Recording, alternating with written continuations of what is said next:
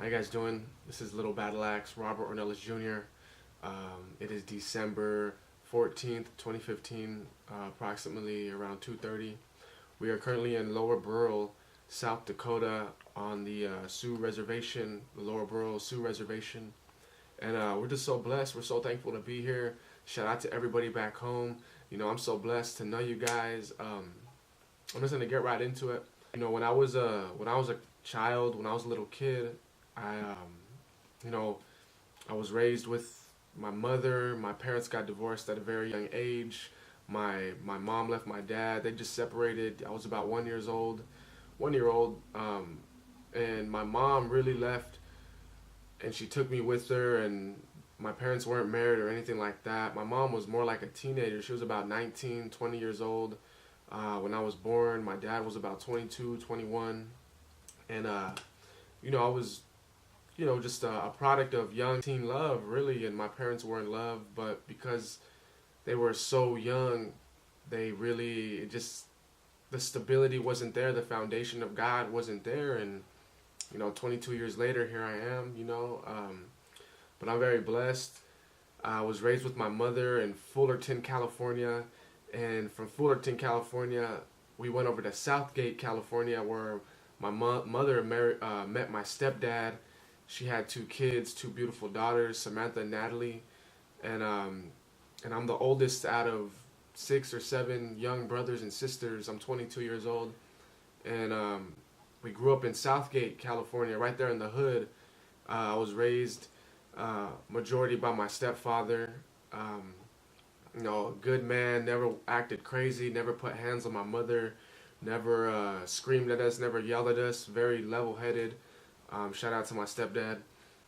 And but one day, my relationship with my real father, my blood father, was from behind.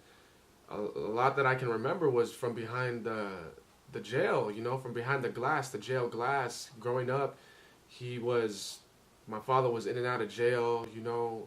A product of divorce, and one day, I remember so clearly. I went to go visit my father in the Orange County jail cell, and when my stepmother took me to go see him, I went and I visited him, and he was sitting right there in the orange jumpsuit, waiting for us. And when we got to the window, he picked up the phone, and I talked to him, and he asked me how I was doing. And I remember he put his hand on the glass.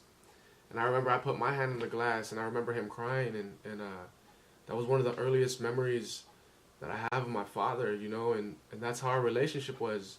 As a young man, that's how we grew up, that's how we were raised, and I never understood it. I never really understood why, why things happen, why this, why that, until later on in life. But a couple years later, at about 7, 6 years old, my father sat me down and he told me that he was gonna become a pastor. He got out of jail. He got saved in the Orange County jail. He got out. He said he was gonna become a pastor. He said we are gonna worship God together as a family, and I'm gonna travel. I'm gonna feed the homeless. This is what he was telling me. I didn't understand it then, and it took years and years and years. For a long time I was bitter about it. I thought, how could my dad, go help other children?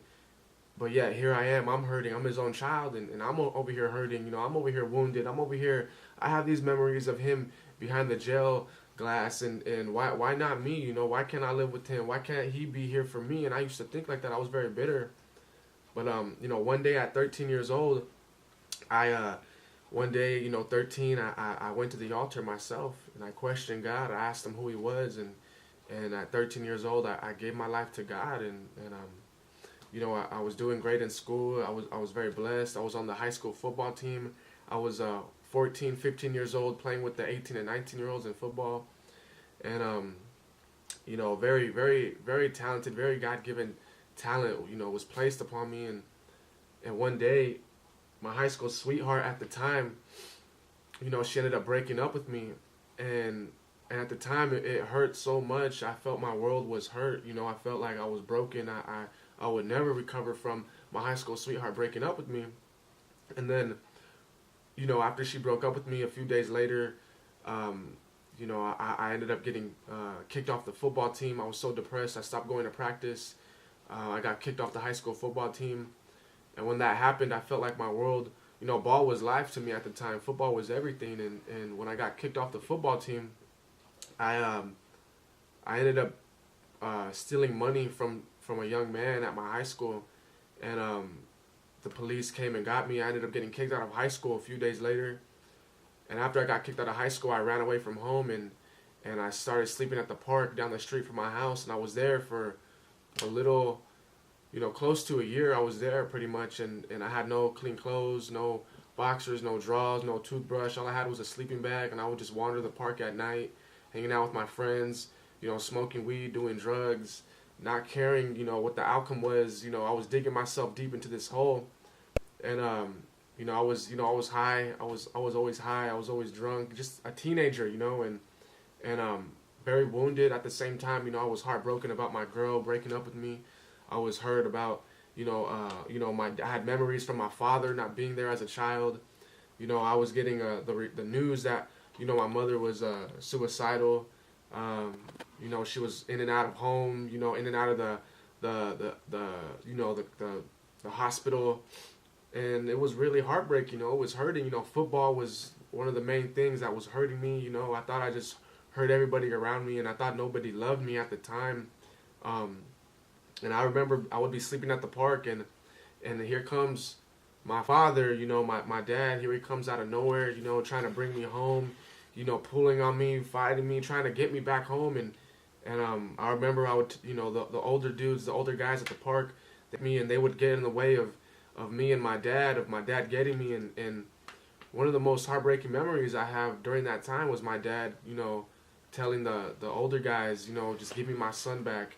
Give me my son. Let me take my son. I don't want no problems with you. I just want my son, and that's what he used to say. And I remember and it was a process, it was a process. I went home.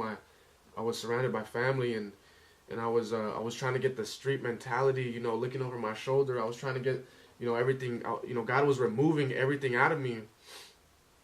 And while he was removing everything out of me, a couple months later, after I was home, we got a call from my high school sweetheart's parents that she was going into labor. She had just given birth to my daughter, Amanda.